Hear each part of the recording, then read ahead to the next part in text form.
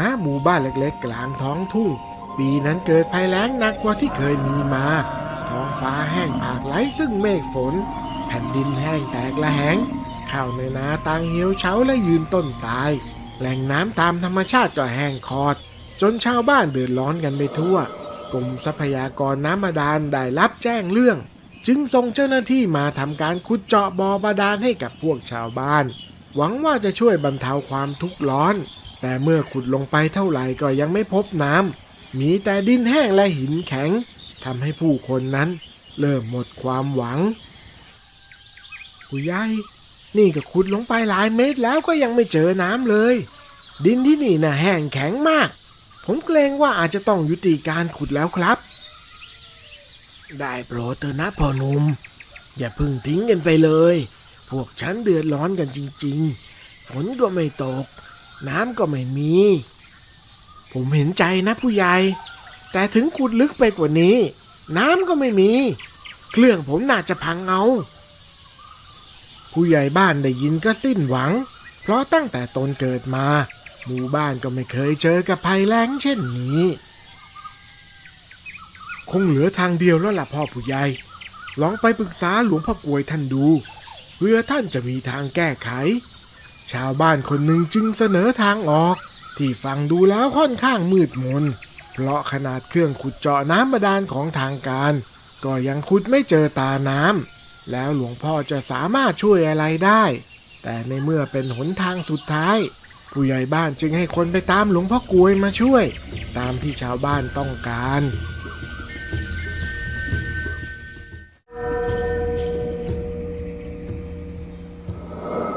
หลวงพ่อครับได้โปรดช่วยพวกเราด้วยเถิดทางการมาขุดบ่อน้ำบาดาลให้แต่ขุดเท่าไหร่ก็ไม่มีน้ำเลยหลวงพ่อกลวยท่านได้รับฟังปัญหาของชาวบ้านอย่างสงบก่อนที่จะกล่าวว่าบอกพวกมันว่าอย่าพึ่งกลับจากนั้นหลวงพ่อกลวยก็เดินไปยังอุโบสถหยิบบาตรขึ้นมาแล้วตักน้ำมนต์ที่ท่านทำพิธีไว้ใส่ลงไปในบาตรชาวบ้านต่างมองด้วยความสงสัยว่าท่านจะทำสิ่งใดต่อไปแต่ก็ไม่มีผู้ใดกล้าถามเมื่อหลวงพ่อมาถึงบ่อน้ำที่เจ้าหน้าที่ขุดเจาะไว้ก่อนหน้านี้ท่านก็ได้หยุดยืนอยู่ที่ขอบบ่อแล้วหลับตาภาวนาเสียงแผ่วพลางยกบาตรขึ้นสูงก่อนที่จะเทน้ำมนต์นั้นลงไปในบ่อหลวงพ่อกำลังจะทำอะไรนะทันใดนั้นเองพื้นดินก็เกิดสั่นสะเทือนขึ้นเบาๆตามมาด้วยเสียงน้ำไหลดังสู้ชั่วพริบตานั้นน้ำใสสะอาดก็พุ่งขึ้นมาจากก้นบ่อแล้วกับน้ำพุจากใต้พิภพพุ่งทะลักขึ้นมาน้ำมาแล้วเพราะบารมีของหลวงพ่อกลวยแท้ๆชาวบ้านร้องตะโกนด้วยความดีใจต่างพากันเฮโลเข้ามาดูน้ำไหลพวยพุ่งขึ้นจากบ่อล้นจนชุ่มฉ่ำทำให้พื้นดินที่แตกระแหงนั้นกลับมามีชีวิตอีกครั้งส่วนเจ้าหน้าที่กรมทรัพยากรน้ำบาดาลก็ถึงกับอึ้งไปก่อนที่จะพึมพำกับตัวเองว่าเป็นไปได้ยังไงกันแล้วขุดเท่าไหร่ก็ไม่เจอแต่พอหลวงพ่อเทน้ำมนต์ลงไปน้ำกลับพุ่งขึ้นมาเองข่าวเรื่องปาฏิหาริย์ของหลวงพ่อกลวยนั้นแพร่สะพัดไปทั่วไม่เพียงแต่ชาวบ้านในหมู่บ้านเท่านั้นแม้แต่คนจากที่ไกลๆก็เดินทางมาเพื่อขอพรและนมัสการท่านตั้งแต่นั้นมาหลวงพ่อกลวยท่านก็ยิ่งเป็นที่เคารพนับถือในฐานะพระผู้มีเมตตาเปี่ยมไปด้วยบารมีสามารถบันดาลให้เกิดความอุดมสมบูรณ์แก่ชาวบ้านได้อย่างแท้จริง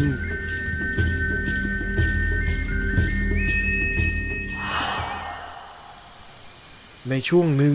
มีชาวบ้านในจังหวัดชัยนาทผู้ซึ่งศรัทธาหลวงพ่อกลวยเป็นอย่างมากเขาได้พกเหรียญหลวงพ่อกลวยติดตัวไว้เสมอ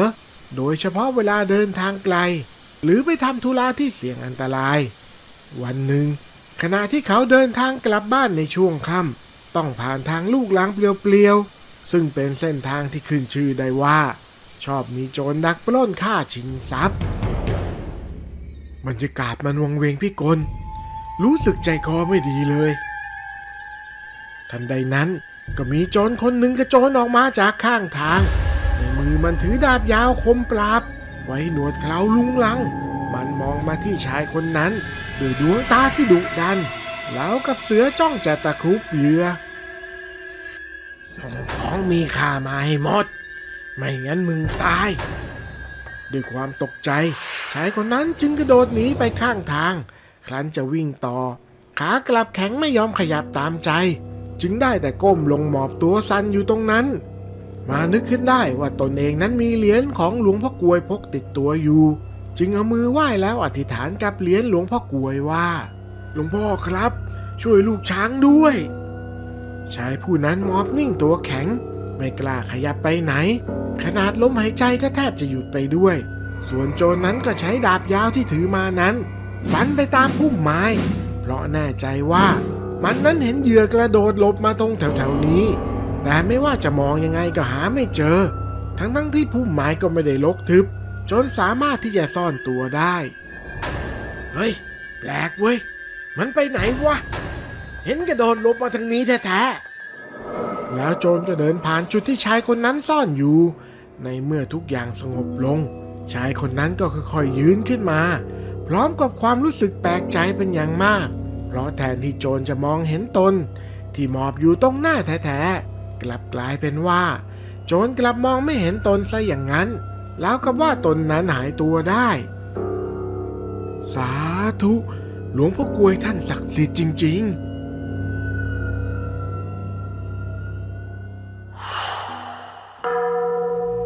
หลังจากหลวงพ่อกลวยท่านได้มรณภาพไปนานแล้วแต่ทว่าที่วัดบ้านแคก็ยังคงมีลูกศิษย์ลูกหาแวะเวียนมาสักการะสังขารของท่านไม่ขาดเพราะด้วยวลีที่ท่านได้กล่าวเอาไว้ว่าตราบใดกลิ่นธูปควันเทียนไม่จางผู้คนยังกราบไหว้และนึกถึงกูจะคอยคุ้มครองรักษาไม่ว่าพวกมึงตายแล้วเกิดอีกกี่ครั้งกูก็ยังอยู่ที่วัดบ้านแคช่วยพวกมึงตลอดไปเมฆทหารพรานชั้นผู้น้อยกำลังนั่งอยู่หน้ารูปปั้นของหลวงพ่อกลวยที่ด้านหลังของรูปปั้นนั้นมีโลงแก้วที่บรรจุสรีระสังขารของหลวงพ่ออยู่ส่วนสาเหตุที่ตนมาในวันนี้ก็เพื่อมาขอพรให้หลวงพ่อท่านช่วยปกปักรักษาเหมือนดังเช่นทุกครั้งก่อนที่ตนนั้นจะออกไปปฏิบัติภารกิจลาดตระเวนชายแดนคอยสกัดกั้นพวกลักลอบขนของผิดกฎหมายและที่เมฆจะลืมเสียไม่ได้นั่นก็คือนำผงธูปที่ผู้คนจุดบูชาหลวงพ่อในกระถางพกติดตัวไปด้วยเสมอในว่าจะได้เหมือนกับมีหลวงพ่อกลวยนั้นอยู่กับตนตลอดเวลาลูกขอบารมีหลวงพ่อกลวยช่วยคุ้มครองลูกในการไปลาดตระเวนครั้งนี้ด้วยเถิด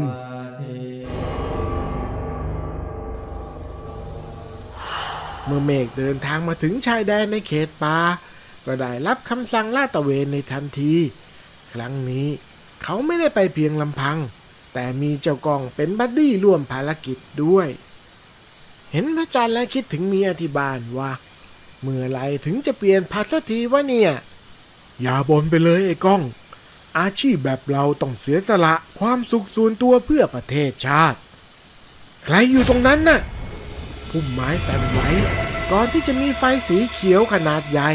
ลอยขึ้นมาจากความมืดมันพุ่งแหวกอากาศเฉียดหน้าเมฆไปเพียงนิดเดียวเมฆจึงยิงสวนออกไปตามสัญชาตญาณเสียงปืนกลลัวก้องสะท้อนไปทั่วเพราะว่ากระสุนนั้นกลับไม่พบเป้าหมายใดๆเมฆรีบหันกลับไปมองเพื่อนด้วยความกังวลแต่ภาพที่เห็นนั้นทำให้หัวใจของเขาแทบหยุดเต้นเพราะว่าร่างของก้องนั้นกำลังถูกไฟสีเขียวกลืนกินเลือดไหลซึมออกมาแล้วกับมันกำลังดูดกลืนชีวิตของเขาไปทีละน้อยเฮ้ยตัวอะไรวะ ไอ้ก้องทำใจดีๆไว้ไอ้ก้องไอ้ก้องลมหายใจสุดท้ายของเพื่อนรักขาดร่วงไปทันใดนั้น เสียงหัวเราะเย็นเยียบก็ดังไปทั่วป่าสะท้อนก้องราวกับดังมาจากทุกทิศทุกทางไม่นานหลังจากนั้นชายคนหนึ่งก็ก้าวออกมาจากเงามืดของต้นไม้มันแต่งกายในชุดสีดำแปลกตาไว้หนวดเขาดูสกปรกแต่ดวงตานั้นกลับเต็มไปด้วยแววเจ้าเล่ห์และความน่าเกรงขามมึงเป็นใครเมฆตะโกนลั่นก่อนจะกดปืนยิงซ้ำเข้าไปอีกอย่างไม่ลังเลแต่คราวนี้กลับมีเพียงเสียงแกลกๆแต่ไร้ซึ่งกระสุนที่พุ่งออกมาจากลำกล้องแล้วกับมีบางสิ่งได้ทำให้ปืนของเขานั้นไร้ประโยชน์ในพริบตา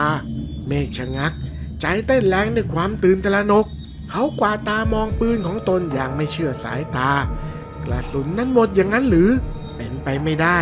ก่อนออกปฏิบัติหน้าที่เขาก็เช็คทุกอย่างละเอียดแล้วชายชุดดำก้าวเข้ามาใกล้ขึ้นรอยยิ้มเย็นชาปรากฏบนใบหน้าดวงตาของมันนั้นส่องประกายเย็นเยียบออกมาโอ้เป็นใครอย่างนั้นเหรอ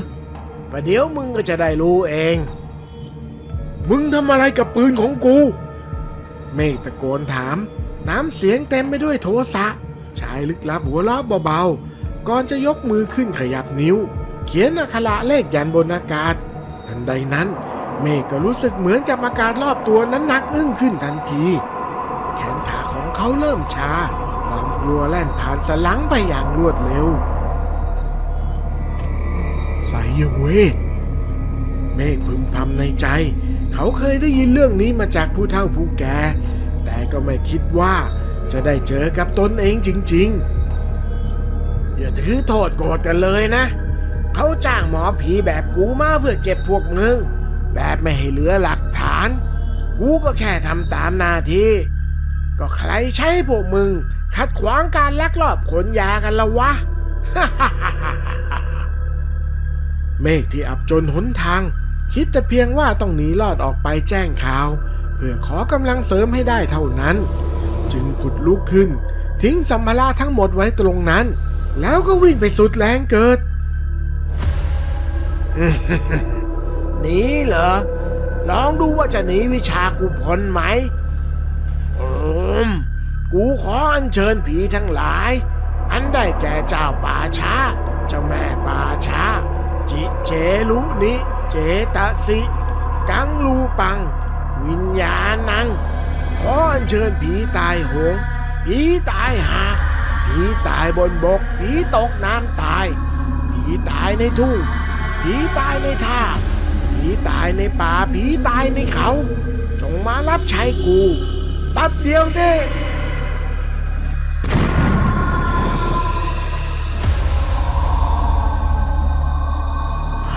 ทันใดนั้นก็มีลูกไฟสีเขียวบ้างสีแดงบ้างทยอยพุดขึ้นมาจากพื้นดินแล้วก็พุ่งลอยไปตามทางที่เมฆวิ่งหนีไปด้วยความรวดเร็วเมฆวิ่งหนีมาได้ระยะหนึ่งจึงเริ่มผ่อนแรงลงคิดว่าคงจะหนีพ้นแล้วแต่จู่ๆก็ปรากฏลูกไฟผีหาเหล่านั้นลอยมาล้อมรอบตนเองไว้ทำให้เมฆหวาดกลัวสุดขีดเพราะไม่ว่าจะหันไปทางใดก็เจอแต่ดวงไฟผีหานั้นปิดกั้นทางหนีเอาไว้หมดในขณะที่ตนเองนั้นสิ้นหวังถึงที่สุดแล้วใจก็พลันนึกถึงคาถาของหลวงพ่อกวยที่ตนเองนับถือขึ้นมาณสิวังพรหมมามะอะอุณสิวังพรหมมามะอะอุณสิวังพรหมมามะอะอุ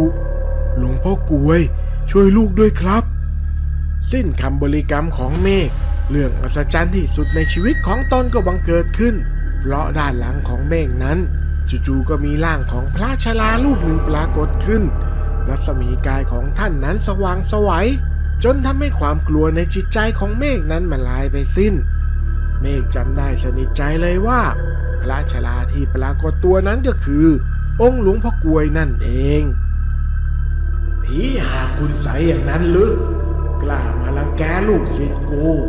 เดี๋ยวพวกมึงจะได้เห็นดีกันนักกันโมกางพุทธขวางไว้ถ้ามาไม่ได้ยักหวนกลับ พุทธังพระอรหังกันหะธัมมังพระอรหังกันหะสังฆังพระอรหังกันหะสัมมาทางไหนสัมไปทางนั้นหลังจากหลวงพ่อกลวยสวดพระคาถาจบดวงไฟเหล่านั้นก็สั่นไหวละลิกก่อนจะดับวูบหายไปพร้อมกันเมฆยืนตะลึงอยู่กับที่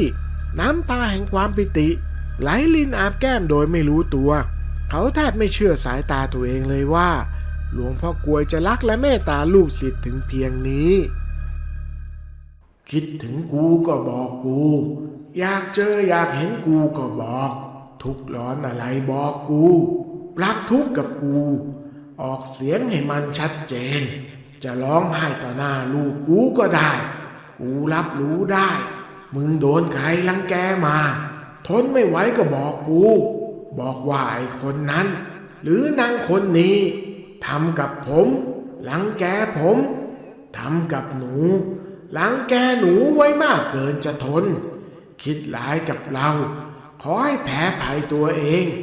บอกชื่อมันมากูจะช่วยให้มันกลับมาเป็นมิตรขออะไรกับกูก็อย่าเรื่องมากคิดอย่างไรก็บอกกูตรงไปตรงมาเน้นที่ใจจริงของมึงบอกกูต่อหน้าลูกกูหรือลูกปั้นคุยกับกูให้เหมือนกับคุยกับพ่อเมื่อหลวงพ่อกลวยกล่าวอมตะวาจาของท่านจบร่างท่านก็หายวับไปต่อหน้าต่อตาและเหตุการณ์ทำนองนี้ก็ได้เกิดขึ้นกับศิษย์ที่นับถือท่านอีกหลายคนจนเป็นที่กล่าวขานสืบต่อๆกันมาถึงความศักดิ์สิทธิ์ขององค์หลวงพ่อกลวยและวัตถุมงคลของท่าน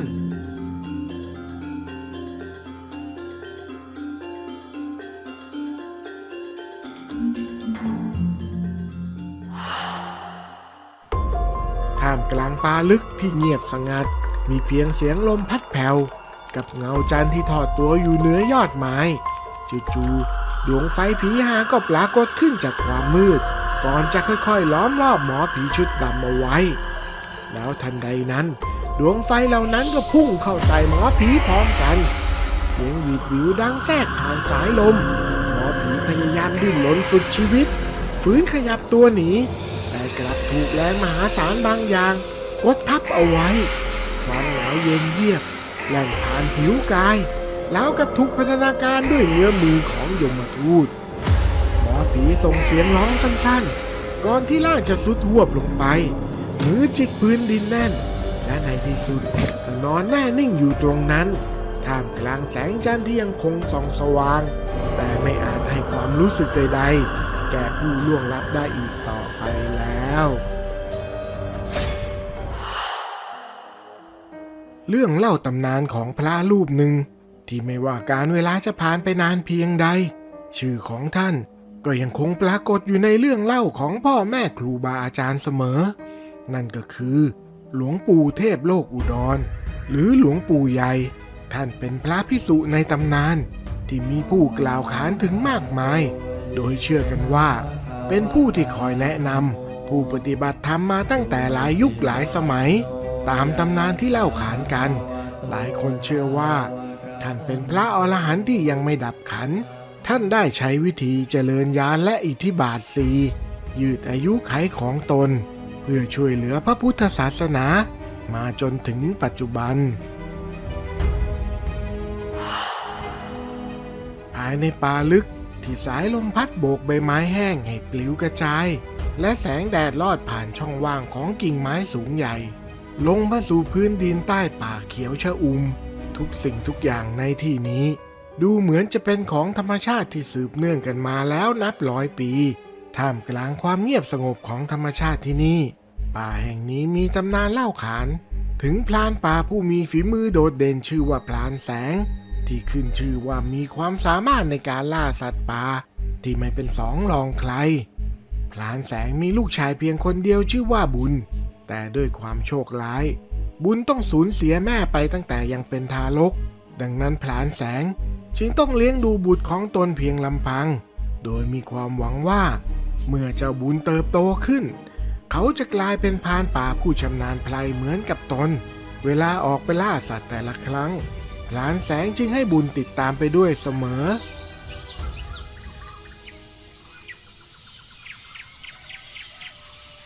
เอ็งเห็นหมูป่าตรงนั้นไหมเห็นครับพ่อทีนี้เอ็งดูข้าให้ดีพลานแสงบรรจงเล็งปืนไปที่หมูป่าตัวนั้นแล้วพลานแสงก็กลั้นหายใจเพื่อให้มือที่ถือปืนนิ่งที่สุดก่อนจะเหนี่ยวไกในทันทีกระสุนพุ่งแหวกอากาศและเจาะเข้าไปที่ลำตัวของหมูป่าทำให้มันล้มลงไปเสียงร้องครวญครางดังลั่นไปทั่วป่าก่อนที่มันจะค่อยๆเงียบลงพร้อมกับลมหายใจที่ดับไปเมื่อบุญเห็นเหตุการณ์นั้นหัวใจก็แตกสลายความสงสารท่วมท้นในจิตน้ำตาไหลออกมาโดยไม่รู้ตัวเขาจ้องมองร่างของหมูป่าที่ล้มลงไปแล้วก็หันมามองใบหน้าของพ่อตนเองที่ตอนนี้กลับยิ้มกลิ่มดีใจที่สามารถล่าหมูป่าตัวเขืองได้เอ้าเอ็งจะร้องไห้หาอะไรวะต้องดีใจกับข้าสิถึงจะถูก ผมสงสารมันครับพ่อมันอาจจะมีลูกน้อยคอยพ่อกลับบ้านอยู่ก็ได้ครับ เฮ้ยไร้สาระเราเป็นนายพรานก็ต้องล่าสัตว์จะมาคิดแบบนั้นไม่ได้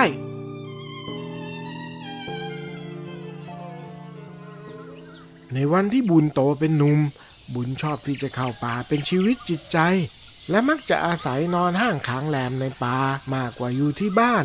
แต่พวกชาวบ้านเองก็ยังคงขนานนามให้เขาว่าพรานบุญแม้ว่าบุญจะไม่เคยล่าสัตว์เลยก็ตามอะไรกันได้มาแค่ผลหมากลากไม้อีกแล้วถ้าพ่ออยากกินเนื้อสัตว์เดี๋ยวฉันเอาผลไม้พวกนี้ไปแลกเนื้อในหมู่บ้านให้ก็ได้จ้าพลานแสงผู้ชราสายหน้าอย่างผิดหวังเมื่อเห็นเจ้าบุญบุตรชายของตนนั้นไม่สามารถกลายเป็นพรานชำนาญป่าเหมือนที่ตนเคยเป็นในวัยหนุ่มความหวังที่เคยมีดูเหมือนจะไม่เป็นจริงพลานแสงถอนให้ใจลึกๆอย่างยอมรับในความเป็นจริงที่ไม่อาจเปลี่ยนแปลงได้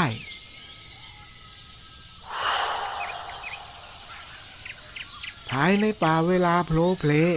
ยังคงหนาแน่นไปด้วยต้นไม้ใหญ่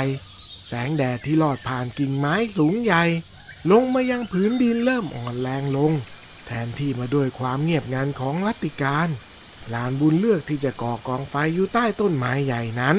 เขาชอบบรรยากาศของผืนป่าในยามค่ำคืนเพราะมันทำให้ใจของเขาสงบลง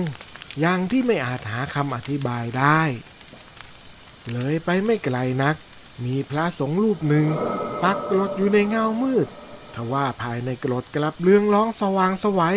มิใช่เพราะแสงเทียนหรือแสงใดหากแต่เป็นรัศมีจากกายท่าน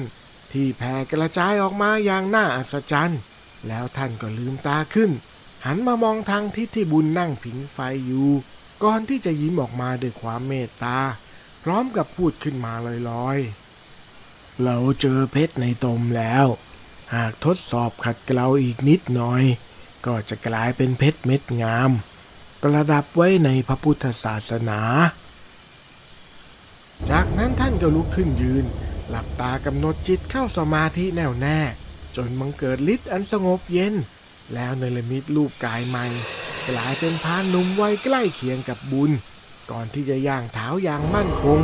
มุ่งหน้าเดินไปยังที่ที่บุญอยู่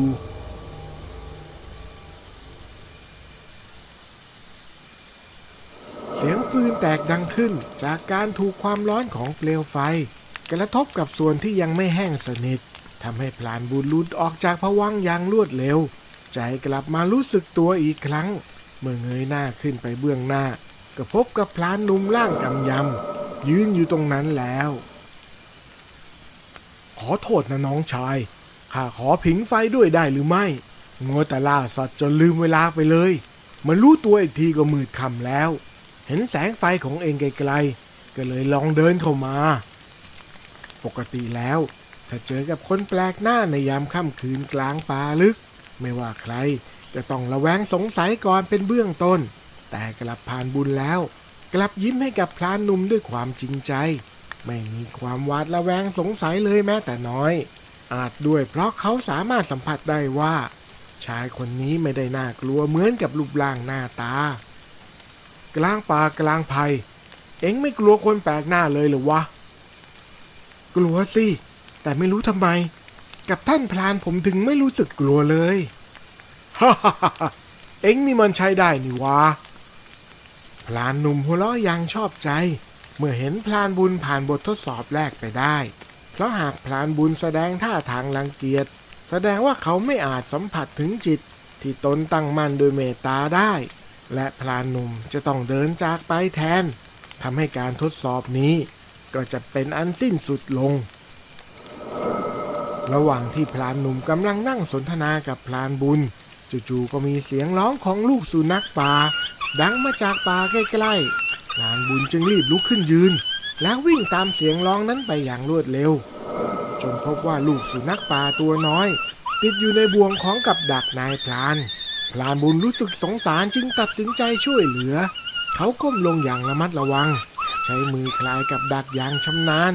จนสามารถปล่อยลูกสุนัขป่าออกมาได้อย่างปลอดภัยไปเถอะเจ้าหนูเอ็งเป็นอิสระแล้วลูกสุนัขป่านั่งลงกระดิกหางให้กับพลานบุญก่อนที่จะวิ่งเข้าไปในป่าเขามองตามมันไปด้วยหัวใจที่แช่มชื่นความสุขจากการช่วยเหลือสัตว์ให้พ้นจากทุกข์ทำให้เขารู้สึกดีอย่างลึกซึ้งไม่นานหลังจากที่พลานบุญจากไปร่างอันใหญ่โตดำทะมึนและกำยำผิดมนุษย์มนาก็ปรากฏขึ้นร่างนั้นคือพลานดำผู้เป็นนายพลานเจ้าถิ่นที่อาศัยอยู่บนสุดของห่วงโซ่อาหารและยังเป็นเจ้าของกับดักนี้ให้ปล่อยเหยื่อของข้าไปแววตาดุร้ายฉายชัดบนใบหน้าของพลานดำจากนั้นพลานดำก็ผิวปากออกมาเหมือนกำลังเรียกอะไรบางอย่างไม่นานนักเสียงต้นไม้หักโค่นล้มก็ดังขึ้นพร้อมกับพื้นดินที่สั่นสะเทือนตามมาด้วยเสียงร้องแปลนที่ดังก้องไปทั่วป่าพลานดำกระยิ้มย่องอยู่ในใจเพราะสิ่งที่ตนทำไปนั้นคือมนต์บังคับช้างที่สืบทอดกันมาจากตระกูลควานช้างของตนเสียงฟืดฟาดจากงวงดังขึ้นอีกครั้งพร้อมกับร่างดำใหญ่ที่ทะมึงทึงราวกับภูเขากำลังแหวกพงไม้มายืนอยู่ข้างๆพลานดำ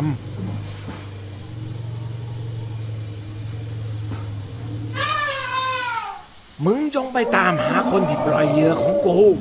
ถ้าพบแล้วก็จัดการกระทืบมันให้จมดินทันใดนั้นช้างพลายตัวใหญ่ก็ทำเสียงฟืดฟาดบริเวณกับดักแล้วก็หันหน้าไปทางทิศที่พลานบุญจากไปมันขยับร่างใหญ่มหึมาก่อนที่จะวิ่งแหวกพงไม้ไปอย่างรวดเร็วเสียงฝีเท้าอันหนักหน่วงดังสะเทือนไปทั่วป่าทำเอาฝูงนกแตกฮือขึ้นฟ้าด้วยความตกใจในที่สุดช้างพลายตัวนั้นก็ตามพลานบุญทันเมื่อมันเห็นพลานบุญมันก็ยิ่งแสดงท่าทีดุดันราวกับช้างตกมันที่พร้อมจะเข้าขยี้ทุกสิ่งที่ขวางหน้าแล้วเจ้าช้างพลายคลั่งตัวนั้นก็พุ่งเข้ามาทางพลานบุญอย่างรวดเร็วหมายจะกระทืบให้จมดินไปพลานบุญระวังพลานหนุ่มที่สัมผัสได้ถึงช้างพลายได้ก่อนจึงรีบตะโกนบอกพลานบุญพร้อมยกปืนขึ้นจ่อเล็งไปทางช้างพลายตัวนั้นแต่ทว่าเรื่องไม่คาดคิดก็เกิดขึ้นเพราะทันทีที่พลานบุญ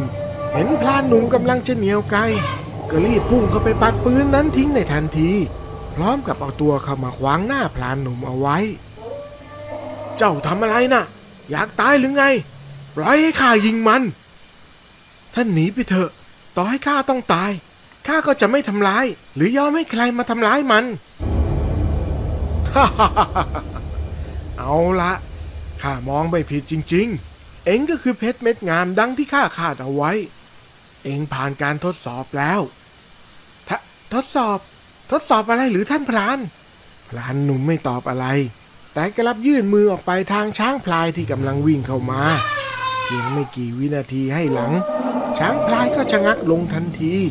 ราวกับถูกการเวลาหยุดเอาไว้แล้วร่างของพลานหนุ่มก็เริ่มเปลี่ยนแปลงไป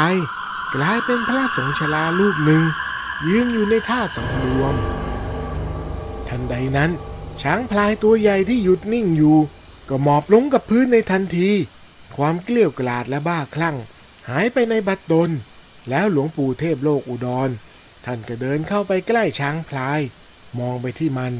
ด้วยสายตาที่เต็มไปด้วยความเมตตาเราจะปลดปล่อยเจ้าให้เป็นอิสระ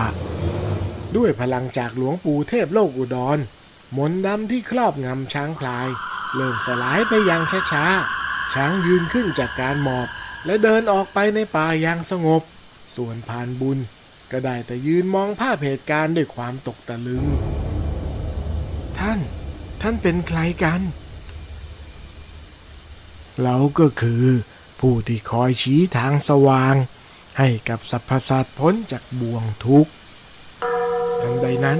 เสียงระฆังเหมือนดังขึ้นในจิตของพรานบุญทำให้ใจของเขาสงบลงอย่างไม่เคยเป็นมาก่อนหลวงปู่เทพโลกอุดรจึงใช้มือของท่านสัมผัสที่ศีรษะของพรานบุญพร้อมปล่อยกระแสพลังจิตขั้นสูงลงไปเพื่อเปิดตาในให้กับพรานบุญที่ได้รับการเปิดตาในแล้วจึงสามารถระลึกถึงอดีตชาติที่ผ่านมาได้และพบว่าในแต่ละชาตินั้นเขาได้สั่งสมบุญบารมีมาอย่างท่วมท้นจนกระทั่งมาถึงภพชาตินี้ที่ตนนั้นตั้งใจให้เป็นชาติสุดท้าย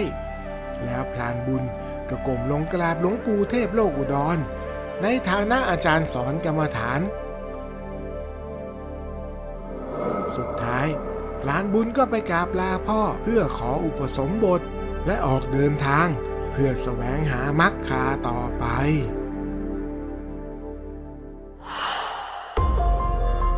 พรานดำเดินตามทางในป่าที่ช้างพลายได้กลุยเอาไว้ให้เขามองไปข้างหน้าในความมืดเพื่อมาดูให้แน่ใจว่าช้างพลายที่เขาส่งไปนั้นได้จัดการผู้มาปล่อยสัตว์ในกับดักของเขาเรียบร้อยแล้วแต่เมื่อเดินมาถึงครึ่งทางกลับเจอกับลูกสุนัขป่าขวางทางเอาไว้ลูกสุนัขทั้งเห่าทั้งขู่พรานดำอย่างดุเดือดทำให้พรานดำหยุดยืนและยิ้มเยาะออกมาไอ้ลูกหมารีบทางไปอย่ามาทำให้ข้าเสียเวลาพรานดำพูดขึ้นเสียงเหี้ยม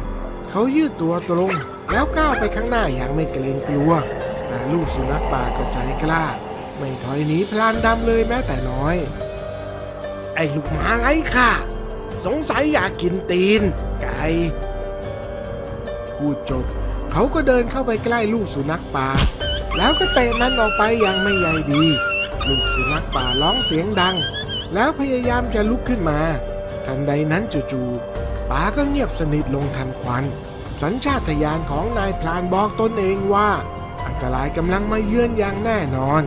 และก็เป็นจริงดังคาดแม่หมาป่าปรากฏตัวขึ้นจากเงามืดแล้วก็อ้อมไปดักพรานดำไว้อีกด้านหนึ่งพรานดำจึงรีบหันกลับไปก็เจอกับแม่หมาป่ายืนคูคำรามอยู่ใจเย็นๆนะจ๊ะมีอะไรค่อยๆพูดค่อยๆจากันก่อนพรานดำค่อยๆเดินถอยหลังช้าๆแต่แม่หมาป่าก็แยกเขี้ยวคูแล้วก็เดินตามมาอย่างช้าๆด้วยเช่นกันด้วยความกลัวตายพรานดำจึงตัดสินใจวิ่งหนีอย่างไม่คิดชีวิตแม้ว่าแม่หมาป่าจะวิ่งตามมาด้วยเช่นกันแต่พรานดำผู้ชำนาญป่าก็หาทางลัดเลาะจนเกือบจะสลัดแม่หมาป่าได้และแล้วผลกรรมที่เคยฆ่าสัตว์ตัดชีวิตก็ให้ผลในจังหวะนั้นเองเขาก็สะดุดอะไรบางอย่างจนล้มหัวทิ่มลงไปกับพื้นพรานดำหันไปมองสิ่งที่ตนสะดุดก็พบว่ามันคือโซ่ของกับดักสัตว์ที่ตนวางเอาไว้นั่นเองในขณะที่พรานดำกำลังจะลุกขึ้นวิ่งต่อไปนั้นกลับถูกแม่หมาป่ากระโจนเข้าใส่พร้อมกับขย้ำไปที่คอนักล่าในยามวิกาลสุดท้ายพรานดำก็ถูกปิดฉากลงโดยสัตว์ที่ตนเองเคยเป็นผู้ล่านั่นเอง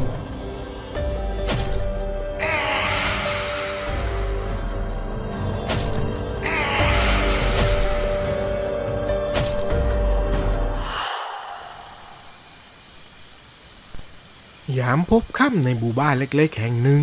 บรรยากาศค่อนข้างเงียบสงบบ้านเรือนของชาวบ้านถูกปกคลุมด้วยแสงสีส้มจากตะเกียงน้ำมันแต่ไม่นานนักแสงเหล่านั้นก็มอดดับลง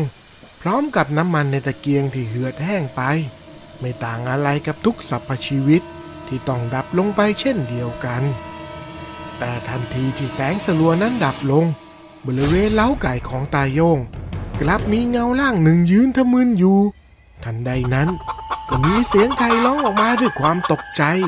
ปลุกให้ตาโยงตื่นขึ้นจากการหลับไหลไอ้ห่าเอ้ยคุณจะหลับจะนอน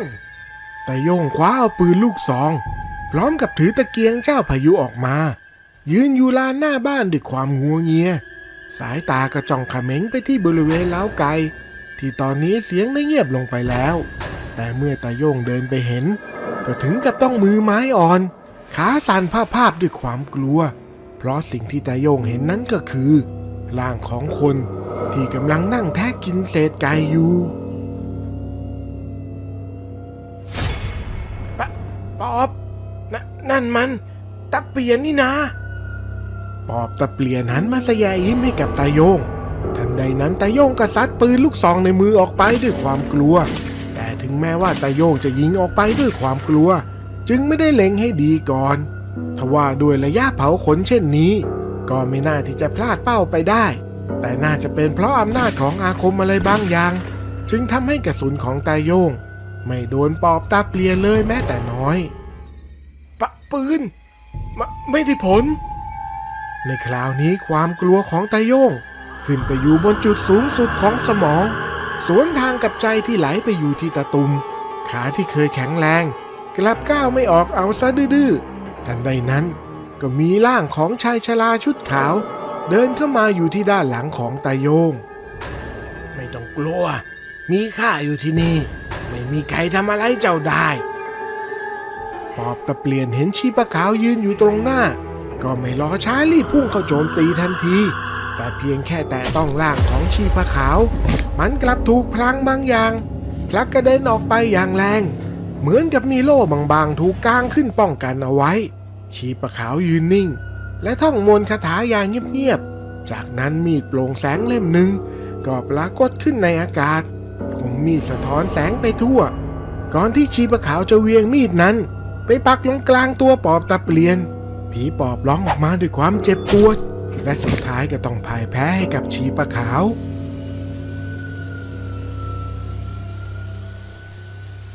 ขอบคุณท่านมากว่าแต่ท่านเป็นใครกันหรือเราคือพระปัจเจกพุทธะอุบัติมาเพื่อนำเวนยสัตว์ออกจากกองทุกข์เมื่อกล่าวจบร่างของชีปะขาวก็ค่อยๆหายตัวไปทำเอาตาโย่งถึงกับซุดลงไปกราบอยู่กับพื้นเพราะศรัทธาในอิทธิปาฏิหาริย์ของชีปะขาวผู้นั้นในเช้าวันรุ่งขึ้นบรรดาชาวบ้านต่างพูดคุยกันถึงเรื่องเมื่อคืนที่ผ่านมาว่าบ้านของตนนั้นก็ถูกปอบเข้ามากินสัตว์เลี้ยงด้วยเช่นเดียวกันใช่แล้วล่ะบ้านข้าก็โดนพูดแล้วก็ยังแค้นไม่หายไอ้เจ้าเด็ดไก่ชนลูกหลักของข้าถูกมันกินไปต่อหน้าต่อตาบ้านข้าก็เหมือนกันแล้วข้าก็เห็นหน้ามันด้วยตอนแรกก็ตกใจไม่นึกว่าตาเปลี่ยนจะเป็นปอบนี่ดีนะที่มีชีปะขาวมาช่วยข้าไม่งั้นข้าก็คงเสร็จมันไปอีกคนขนาดปืนลูกซองจ่อยิงมันใกล้ๆมันยังไม่เป็นอะไรเลยทันใดนั้นก็มีเด็กชายวัยกำลังซุกซนวิ่งเข้ามาหาตาโย่งด้วยความกระตือรือร้นพร้อมกับตะโกนบอกว่าลุงที่ชายป่ามีคนชุดขาวกำลังนั่งสมาธิอยู่ชายป่าตรงไหนของเองวะไอ้แกละอะแฮมคือผมวิ่งมาไกลนะลุงทั้งหิวน้ำทั้งหิวขนมเดี๋ยวข้าซื้อให้ถ้างั้นก็แยกย้ายกันตรงนี้เลยละกันได้เรื่องยังไงเดี๋ยวข้ามาเล่าให้ฟังไปไอ้แกละรีบไปเร็วๆเข้าเดี๋ยวชีปะขาวท่านจะย้ายที่ไปที่อื่นแล้วจะหาไม่เจอจากนั้นเด็กน้อยก็นำตาโย่งมาถึงบริเวณที่ชีปะขาวนั้นนั่งจำศีลอยู่ตาโย่งจึงมองไปตามมือที่เด็กน้อยนั้นชี้ไปก็พบกับชีปะขาวที่ตนเองเจอเมื่อคืนนั้นกำลังนั่งสมาธิเข้ากรรมฐานอยู่ตาโย่งจึงเข้าไปหาด้วยความนอบน้อมส่วนชีปะขาวก็ส่งยิ้มเมตตามาให้แล้วชีปะขาวก็แสดงธรรมให้ตาโย่งฟังเมื่อเจ้านับถือข้าผู้อุบัติมาเพื่อโปรดสัตว์โลกแล้วบาปกรรมที่เจ้าเคยกระทำมาข้านั้นจะลบล้างให้แล้วก็ไปบอกพวกชาวบ้านด้วยล่ะถ้าใครอยากพ้นทุกข์ก็ให้มาหาข้าแล้วก็บรรดาเนื้อสัตว์นะไม่ต้องเอามาเพราะข้าไม่กินมันเป็นการเบียดเบียนสรรพสัตว์ในโลกตาโย่งได้ฟังก็เริ่มคล้อยตามประกอบกับอิทธิฤทธิ์ที่ชีปะขาวแสดงให้ดูก็ยิ่งทำให้ตาโย่งคล้อยตามเข้าไปใหญ่ แต่หารู้ไม่ว่าคำสอนแต่ละคำนั้นที่เหมือนว่าจะฟังดูดีมีเหตุผลกลับขัดกับหลักการของพระพุทธศาสนาทั้งสิ้นแล้วตาโยงก็ได้ไปเผยแพร่คำสอนนี้ต่อๆกันไปจนในที่สุดชีปะขาวก็ได้รับความเคารพนับถือจากชาวบ้านและเปลี่ยนคำเรียกจากชีปะขาวเป็นพระปัจเจกแทนเหตุการณ์ก็ได้ดำเนินไปเช่นนี้แต่แล้วไม่นานนักก็มีชายคนหนึ่งรีบวิ่งมาหาพระปัจเจกพร้อมกับขอร้องอ้อนวอนให้ช่วยลูกชายของตนท่านพระปัจเจกโปรดช่วยเจ้าแกะลูกข้าด้วยเถิดจู่ๆมันก็ชักน้ำลายฟูมปากหาหมอกินยาหลายหม้อก็ไม่ดีขึ้นเลยมีแต่ทรงกับซูดพระปัจเจกจ้องมองพ่อของแกะด้วยสายตาเย็นชาก่อนที่จะหลับตาลงทำสมาธิไม่นานนักก็ลืมตาขึ้นพร้อมกับบอกพ่อของเจ้าแกะไปว่าเจ้าแกะไม่รอดแล้วละแต่ไม่ต้องห่วงข้าจะนำดวงวิญญาณนั้นไปสู่สุคติให้เองพ่อของเจ้าแกะได้ฟังดังนั้นก็ถึงกับปล่อยโฮออกมาแล้วก็เดินคอตกกลับบ้านไปแต่ระหว่างทางกลับบ้านนั้นก็บังเอิญไปเจอกับพระรูปหนึ่งปักกลดอยู่ที่ป่าช้าท้ายหมู่บ้านในตอนแรกก็ไม่ได้สนใจเพราะใจหมดอะไรตายอยากแต่ก็เหมือนกับมีอะไรมาดลจิตดลใจให้เข้าไปหาพระธุดงค์รูปนั้นเจริญพรโยมเป็นอะไรมาหรือสีหน้าไม่สู้ดีเลยลูกผม เอาละโยมไม่ต้องเล่าแล้ว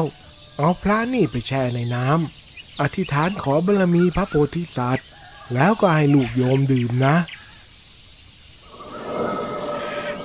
เมื่อกลับไปถึงบ้านพ่อเจ้าแกะก็รีบนำพระแช่น้ำมนต์แล้วก็อธิษฐานจิตตามที่หลวงปู่ดูบอกก่อนที่จะให้เจ้าแกะดื่มน้ำมนต์นั้นจากนั้นไม่นานนักเจ้าแกะก็ตื่นลืมตาขึ้นมาอีกครั้งอย่างน่าอัศจรรย์และเหตุการณ์นี้ก็ได้แพร่สะพัดไปถึงหูของพระปัจเจกว่ามีพระสงฆ์ชราองค์หนึ่งชื่อว่าหลวงปู่ดูสามารถรักษาเจ้าแกะให้หายจากอาการป่วยปางตายได้ด้วยความอับอายและความโกรธที่ตนนั้นเป็นถึงพระปัจเจกพุทธเจ้าแต่กลับไม่สามารถช่วยเจ้าแกะได้พระปัจเจกเลยเดินทางไปยังป่าช้าท้ายหมู่บ้านในขณะนั้นหลวงปู่ดูกำลังเดินจงกรมอยู่รอบๆกฎของท่านร่างของท่านนั้นสงบเหมือนหลุดพ้นจากทุกข์ทั้งหลายทั้งปวงขณะที่ชีปะขาวผู้หลงผิดในธรรมเข้ามาใกล้ท่านด้วยความมั่นใจในอำนาจและตบะที่ตนเองสะสมไว้ชีปะขาวมั่นใจว่าเขาคือพระปัจเจกพุทธเจ้าและตนเองสามารถทำลายทุกสิ่งได้ด้วยพลังตบะเดชะของตนไปจะไปไหนก็ไปหมู่บ้านนี้เขานับถือแต่ข้าแล้วโยมเป็นใครหรือข้าคือพระปัจเจกพุทธเจ้ายังไงล่ะพระสงฆ์ธรรมดาเช่นเจ้าได้ยินแล้วก็รีบไปซะจะเป็นไปได้อย่างไรโยมพระพุทธศาสนายังคงดำรงอยู่พระปัจเจกพุทธเจ้าย่อมไม่อุบัติขึ้นมาในภัทรกัปนี้โยมถูกวิปัสสนูกิเลสหลอกเอาแล้วล่ะชีปะขาวได้ฟังคำของหลวงปู่ดูก็ยิ่งโกรธจัดจึงยกมือขึ้นท่องคาถาภาวนาและทันใดนั้นพลังงานมหาศาลก็ระเบิดออกมาจากร่างของตนทำให้พื้นดินรอบๆด้านสั่นสะเทือนลมพายุโหมพัดแรงจนทำให้ต้นไม้หักล้มแต่หลวงปู่ดูท่านก็ยังคงยืนนิ่งสงบด้วยท่าทีไม่หวั่นไหวโยมเข้าใจผิดแล้วพลังอำนาจที่แท้จริงไม่ใช่เพียงแค่การแสดงอภินิหารภายนอกแต่คือการเข้าใจและปฏิบัติตามหลักคำสอนขององค์สมเด็จพระสัมมาสัมพุทธเจ้าต่างหากชีปะขาวผู้เชื่อมั่นในตบะของตนเองและไม่ยอมรับคำสอนของหลวงปู่จึงเร่งเร้าพลังในการโจมตีครั้งใหญ่พลังที่แผ่กระจายออกมาในอากาศเหมือนจะทำลายทุกสิ่งไม่ให้หลงเหลือสัพเพทุกขาวิญญาณาสิ่งมีชีวิตทั้งปวงย่อมมีทุกข์หลวงปู่ดูยกมือขึ้นและท่องพระสูตรด้วยความสงบและมั่นคงทันใดนั้น พลังที่โจมตีมาจากชีปะขาวก็หยุดชะงักแล้วกับถูกอำนาจของธรรมะยับยั้งเอาไว้ชีปะขาวพยายามบังคับพลังตนเองให้แผ่ขยายออกมาอีกครั้งแต่ก็พบว่าพลังของตนนั้นไม่สามารถทำอะไรได้พลังอภิญญาของข้าทำไมมันไม่ได้ผลเป็นไม่ได้ยังไงการใช้พลังอย่างผิดทางไม่สามารถนำไปสู่การหลุดพ้นได้แต่ข้า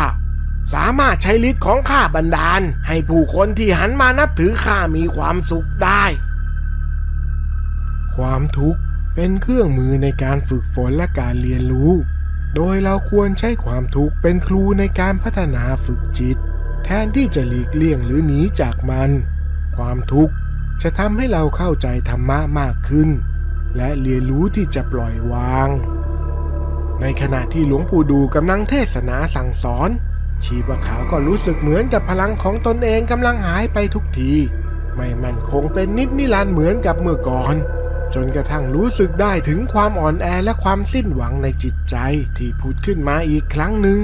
หลังจากคิดว่าตนนั้นได้ดับกิเลสในใจไปหมดแล้วในที่สุดชีปะขาวก็ยอมรับความจริงในธรรมะของพระพุทธเจ้าท่านพูดถูกข้าเข้าใจแล้วข้าหลงผิดไปจริงๆทุกคนสามารถหลงผิดได้แต่การยอมรับความจริงและเดินไปตามทางของธรรมะนั้นคือหนทางแห่งการพ้นทุกข์ชีปะขาวพยักหน้าอย่างเข้าใจก่อนจะยกมือไหว้หลวงปู่ดูด้วยความนอบน้อมขอท่านโปรดชี้ทางให้ข้าด้วยข้าไม่อยากหลงผิดอีกต่อไปธรรมะของพระพุทธเจ้าสอนให้เราละเว้นจากการหลงยึดมั่นในตัวตนและพัฒนาจิตใจให้บริสุทธิ์จากกิเลสการหลุดพ้นจากทุกข์ต้องเริ่มจากการเข้าใจความจริงในธรรมชาติของจิตสุดท้ายก็จะเข้าใจว่าไม่มีอะไรควรให้ยึดมั่นถือมั่นในขณะที่เสียงของหลวงปู่ดูยังคงดังก้องอยู่ในอากาศจู่ๆก็มีพลังที่แฝงตัวมาในความมืดมันก็คือผีนายเวรผู้เคยเป็นเจ้ากรรมนายเวรของชีปะขาวในอดีตที่รอคอยโอกาสในการล้างแค้นจึงได้ใช้จังหวะนี้หมดฤทธิ์แล้วสินะถึงเวลาต้องชดใช้กรรมของเจ้าแล้วอาตมากำลังเทศนาธรรมโยมพอที่จะละเว้นไปก่อนได้หรือไม่ละเว้นอย่างนั้นเหรอหากท่านรู้ว่าในอดีตชาติข้าโดนมันกระทำมาอย่างไรอยากจะรู้นักว่าถ้าเป็นท่านจะยอมละเว้นมันหรือไม่อดีตนั้นล่วงมาแล้วเราไม่สามารถกลับไปแก้ไขอะไรได้ขอโยมอโหสิกรรมให้กับท่านผู้นี้เถอะถือว่าอาตมาขอบิณฑบาตอโหสิกรรมข้าไม่มีวันทันใดนั้นผีนายเวรก็พุ่งเข้าหาชีปะขาวในทันทีพร้อมกับนั่งทับร่างเอาไว้สองมือกดลัดไปที่คอของชีปะขาวทำให้ไม่สามารถหายใจได้จึงดิ้นรนด้วยความทรมานแม้ว่าร่างกายจะแสดงออกมาแบบนั้นตามธรรมชาติแต่ใจของชีปะขาวกลับปล่อยวางพร้อมเอาความตายแลกกับการชดใช้กรรมยังไม่ถึงเวลาตายของโยมหรอกครั้งนี้อาตมาจะช่วยเองนะโมพุทธายะพระพุทธไตรรัตนญาณมณีนพรัตน์ศีสหัสสสุธรรมาพุทโธธัมโมสังโฆยะถาพุทโมนะหลวงปู่ดูเริ่มสวดพระมหาจักรพรรดิด้วยเสียงอันสงบและหนักแน่นคาถานี้ไม่ได้มีเพียงความศักดิ์สิทธิ์แต่ยังมีพลังงานที่สามารถปรับเปลี่ยนภพภูมิของผู้ที่ตกอยู่ในอำนาจกรรมให้หลุดพ้นจากความทุกข์และหากมีบุญมากพอก็สามารถเปลี่ยนภพภูมิได้ผีนายเวรรับรู้ได้ถึงการเปลี่ยนแปลงที่เกิดขึ้นภายในจิตใจของตนหลังจากรับฟังพระคาถานี้ความแค้นที่สั่งสมมาในจิตอยู่ๆก็สลายหายไปในที่สุดก็ถูกดึงเข้าสู่ภพภูมิที่ดีกว่าด้วยพลังอำนาจของพระคาถามหาจักรพรรดิ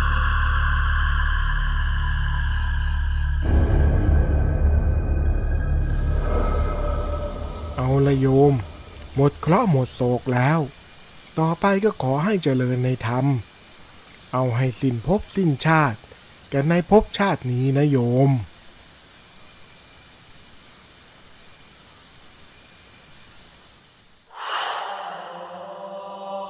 จากนั้น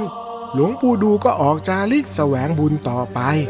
ส่วนชีพขาวก็เลือกที่จะเจริญรอยตามหลวงปู่ดูอุทิศตนให้กับการสอนธรรมะเพื่อให้ผู้คนพบกับความสงบสุขและความหลุดพ้นจากทุกข์เช่นเดียวกับที่ตนเองได้เจอ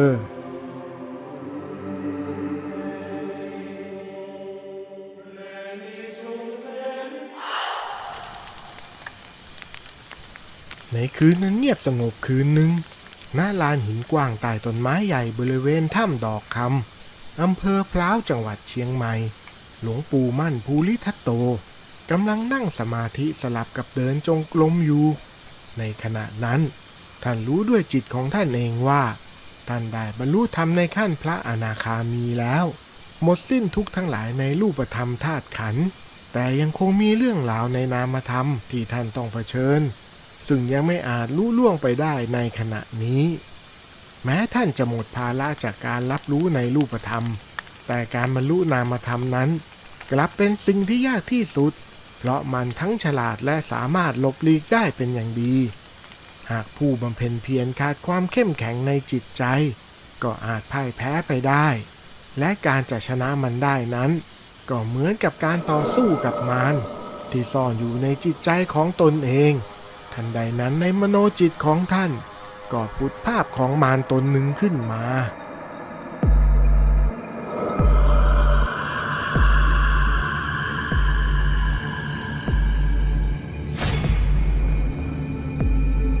หลวงปู่ปล่อยวางเสียเถอะท่านบรรลุธรรมขั้นพระอนาคามีแล้วภพชาตินี้ก็พอเท่านี้เถอะรอไปจุติบนสวรรค์นั้นแสนสุขแล้วค่อยบรรลุธรรมนั้นก็ยังไม่สายหลวงปู่ม่านมองภาพตรงหน้าด้วยสายตาอันแน่วแน่นี่ไม่ใช่ครั้งแรกที่ท่านเคยเห็นมารตนนี้และทุกครั้งมันก็ใช้กลอุบายต่างๆล่อหลอกให้ท่านผ่อนความเพียรลงครั้งนี้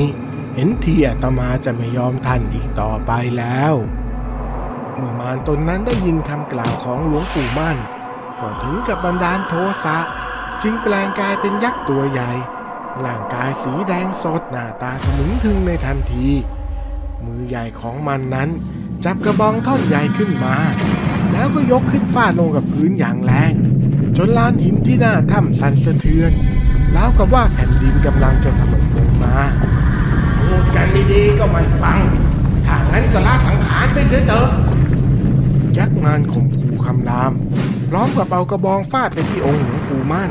ที่ตอนนี้กำลังนั่งขัดสมาธิอยู่แม้ว่าดวงตาของหลวงปู่มั่นจะแข็งกร้าว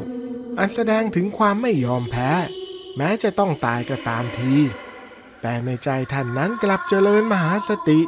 หรือคือสติที่ถูกฝึกฝนมา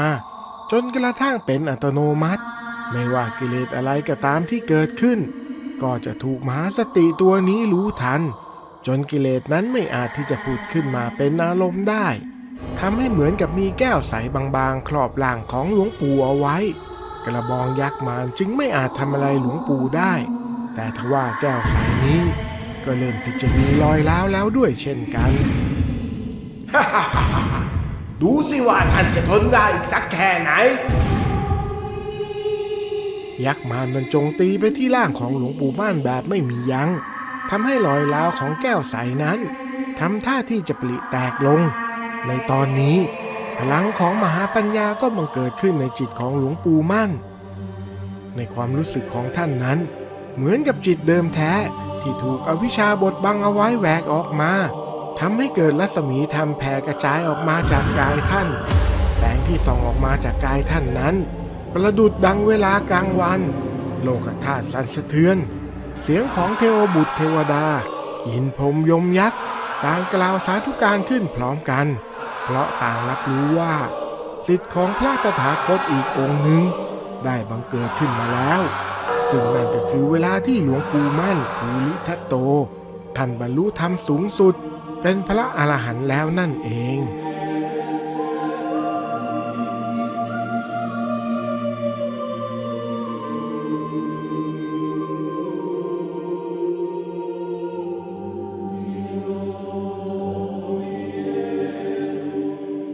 จากนี้ต่อไป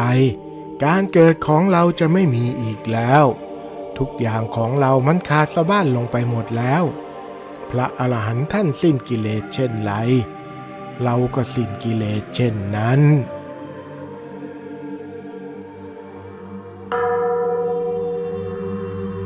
ด้วยเหตุนี้